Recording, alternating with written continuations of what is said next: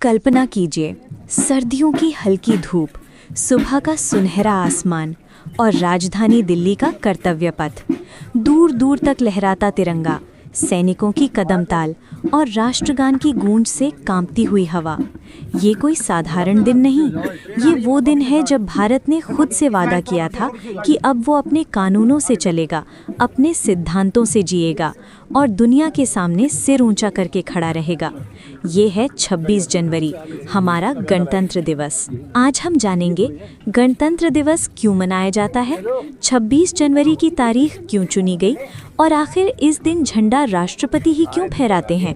गणतंत्र दिवस क्यों मनाया जाता है?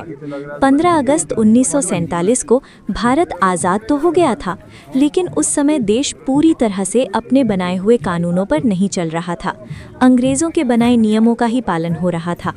तभी ये आवश्यकता महसूस हुई कि भारत का अपना एक संविधान हो, ऐसा संविधान जो हर नागरिक को अधिकार दे, समानता दे और देश को लोकतांत्रिक रूप से चलाने का मार्ग बताए।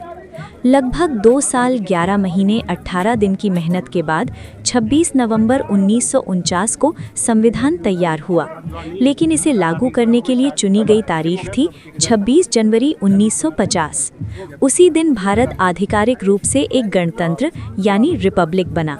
26 जनवरी की ही आवश्यकता क्यों पड़ी? ये तारीख यूं ही नहीं चुनी गई थी। 1929 में लाहौर अधिवेशन में भारतीय राष्ट्रीय कांग्रेस ने पूर्ण स्वराज का प्रस्ताव पास किया था और 26 जनवरी 1930 को पहली बार पूर्ण स्वराज दिवस मनाया गया था। यानी ये तारीख पहले से ही स्वतंत्र भारत के सपने से जुड़ी हुई थी। इसलिए जब संविधान लागू करना था तो 26 जनवरी को चुना गया, ताकि उस ऐतिहासिक संकल्प का सम्मान किया जा सके। गणतंत्र का अर्थ क्या है? गणतंत्र का मतलब है देश का प्रमुख यानी प्रेसिडेंट जनता द्वारा चुना जाता है, न कि वंशानुगत राजा होता है।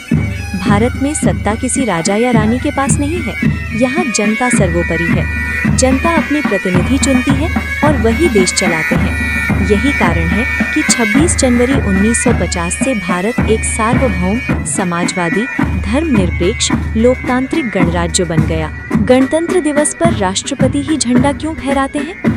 ये बहुत महत्वपूर्ण प्रश्न है।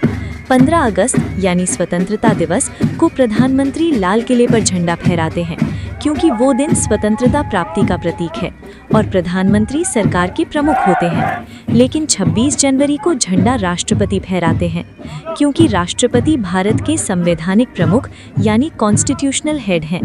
संविधान लागू होने के बाद सर्वोच्च पद राष्ट्रपति का होता है। गणतंत्र दिवस संविधान की सर्वोच्चता का प्रतीक है, इसलिए इस दिन राष्ट्र का प्रतिनिधित्व राष्ट्रपति करते हैं।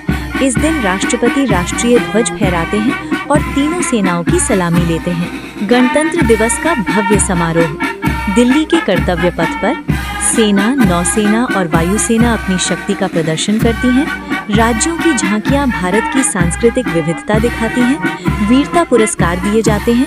देश की उपलब्धियां दुनिया के सामने प्रस्तुत की जाती हैं। ये केवल एक परेड नहीं, ये भारत की शक्ति, संस्कृति और एकता का प्रदर्शन है। गणतंत्र दिवस का महत्व। ये दिन हमें याद दिलाता है कि हमारे अधिकार संविधान से मिलते हैं। हर नागरिक कानून के सामने समान है। लोकतंत्र में जनता ही सबसे बड़ी शक्ति है। अधिकारों के साथ साथ हमारे कर्तव्य भी हैं। गणतंत्र दिवस केवल जश्न नहीं, ये जिम्मेदारी का दिन है। जब तिरंगा आसमान में लहराता है तो वो केवल 3 रंग नहीं होते, वो लाखों स्वतंत्रता सेनानियों के बलिदान की कहानी होता है। वो संविधान के हर शब्द की गरिमा होती है। वो एक ऐसे भारत का सपना होता है जहां न्याय, समानता और स्वतंत्रता हमेशा जीवित रहें। 26 जनवरी हमें याद दिलाता है, हम सिर्फ आज़ाद नहीं हैं, हम अपने भविष्य के निर्माता भी हैं। जय हिंद।